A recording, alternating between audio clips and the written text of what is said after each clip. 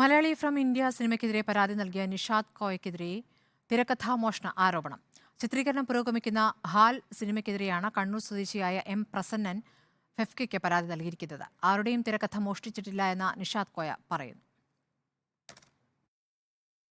2018-ൽ തയ്യാറാക്കിയ തിരക്കഥ നിഷാദ് കോയ മോഷ്ടിച്ചെന്നാണ് കണ്ണൂർ സ്വദേശിയായ എം പ്രസന്നന്റെ ആരോപണം.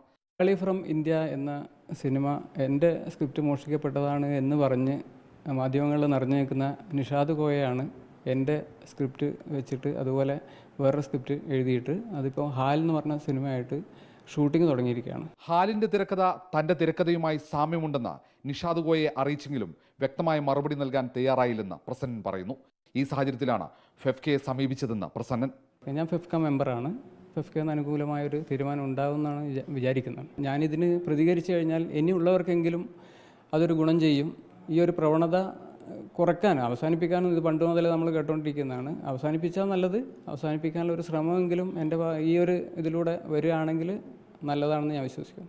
അതേസമയം പ്രസന്നന്റെ ആരോപണങ്ങൾ നിഷാദ് കോയ നിഷേധിച്ചു. തന്റെ തിരക്കഥ ആർക്കു വേണമെങ്കിലും പരിശോധിക്കാമെന്നും നിഷാദ് കോയ. ഈ സിനിമ ആദ്യം ആകർഷണം ചെയ്യാനിരുന്നതും അനൗൺസ് ചെയ്തതുമാണ് ഈ സിനിമ ഹാല്.